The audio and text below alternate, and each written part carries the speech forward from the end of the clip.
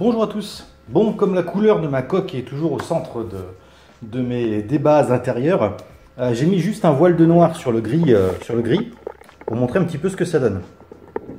Alors c'est vrai que c'est plutôt joli. Alors, si j'éteins ma lumière, voilà, on obtient bien un noir mat qui est quand même assez joli. Ok, ça dénote pas mal au niveau des touches, mais dans l'ensemble c'est quand même plutôt beau. Bon, il faudrait imaginer le support de l'écran aussi couleur noir mat. Voilà, donc c'était juste pour donner un petit peu une idée de ce que ça donnerait en noir. Voilà, j'ai même un violet pailleté qui me reste, qui doit être des années 80, ça aurait été joli aussi, ça aurait fait vraiment vintage, mais bon voilà. Hors plaisanterie, je voulais vous montrer au moins ce que ça pouvait donner en version noire. Voilà, alors on se retrouve avec l'IDE 68K, donc cette grosse carte qui est là. Le problème que je rencontre, c'est que le témoin de LED, il est sur la carte, il n'est pas sur la coque. Donc quand l'Amiga est fermée, je ne vois pas cette LED, donc je ne connais pas l'activité de ma compact flash. Et j'aimerais la connaître. Donc en gros, quand on met la carte sous tension, on a la LED power qui s'affiche. Et ici, on va avoir une LED qui s'allume. Voilà, c'est le témoin de compact flash. Voilà, là je sais qu'elle est en lecture. Mais par contre, si l'Amiga est fermée, je ne le sais pas.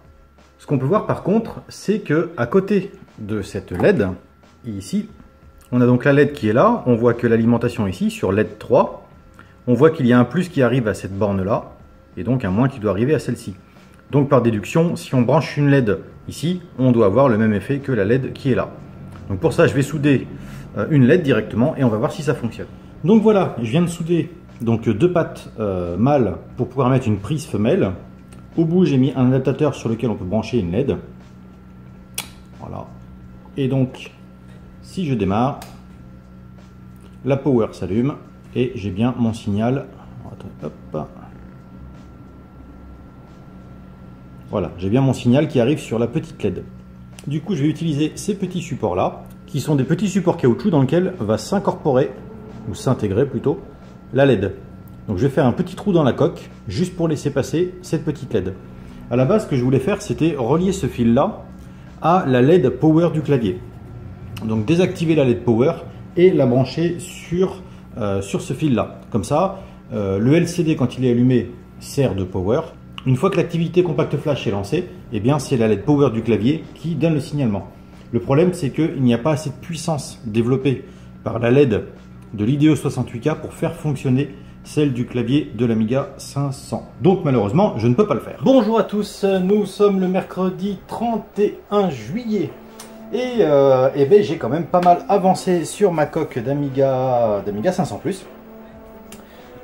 Donc j'ai fini mon gris, j'ai fini les réparations, j'ai réussi à finir les intégrations, bref, il n'y a plus de cassure, le côté disquette est quand même plutôt bien avancé et je trouve plutôt propre. Alors c'est pas parfaitement lisse, mais c'est pas évident parce que le plastique est très mou, donc au ponçage j'enlève toujours un petit peu de matière. C'est pas forcément évident. Bon là il me manque la bague de serrage parce que je l'ai pas eu au moment de la livraison, mais elle va arriver.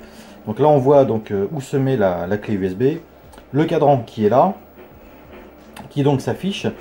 Et comme je le disais, je crois que c'est Full qui avait posé la question, cette inclinaison elle est relativement importante parce que quand on est assis on ne voit pas l'écran.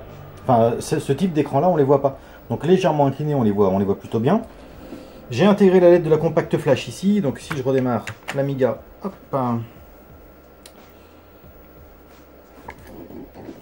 Voilà, on a donc le power qui est là et la LED qui est là. Alors, bon, j'ai mis un petit autocollant Amiga, je ne sais pas s'il restera là, mais je trouvais ça sympa pour le rappel de couleur qu'on a là, c'est-à-dire noir, rouge et noir, rouge avec la clé. Bon, je ne sais pas si je vais garder cette clé et si je vais laisser l'autocollant, mais bon, c'était pour faire un petit rappel sur l'Amiga, sinon pour la machine en général. Hein. Bon, moi je trouve que ce gris, j'arrête pas de le dire, hein, mais ce gris rend vraiment très très bien sur l'Amiga. Et le fait qu'il soit en deux couleurs rend encore mieux. La base en noir et le haut en gris, je trouve ça génial. Et comme je le disais en réponse à un commentaire sur la vidéo précédente, cette couleur de gris me fait penser un petit peu au gris Navy. Alors l'armée française utilise un gris semblable, mais je trouve que c'est celui de la Navy qui ressemble le plus. Les bateaux de guerre, que ce soit les croiseurs, les navettes ou tout ce que vous voulez, elles sont peintes dans un espèce de bleu-gris qui ressemble beaucoup à cette couleur-là. Donc bah là, tout fonctionne, tout est installé. Donc il y a encore plein d'autres choses à faire, mais pour l'instant, ça restera en stand-by. La prochaine vidéo sera donc sur Gotek le bouton Rotary qui est là et comment je l'utilise. Parce qu'il y a vraiment plein de manières de l'utiliser. Je trouve ça plutôt cool. Moi je l'utilise de manière assez proche du HXC, hein, on verra ça un peu plus tard. Mais il y a vraiment plusieurs manières de le configurer, c'est quand même super pratique. Voilà, et bien l'aventure coque Amiga 500 Plus c'est quasiment terminée. En tout cas elle est en stand-by pour le moment. Je suis quand même super content, je trouve que le rendu est très bon par rapport à ce que donnait la coque quand je l'ai récupéré. C'était quand même sacrément vilain.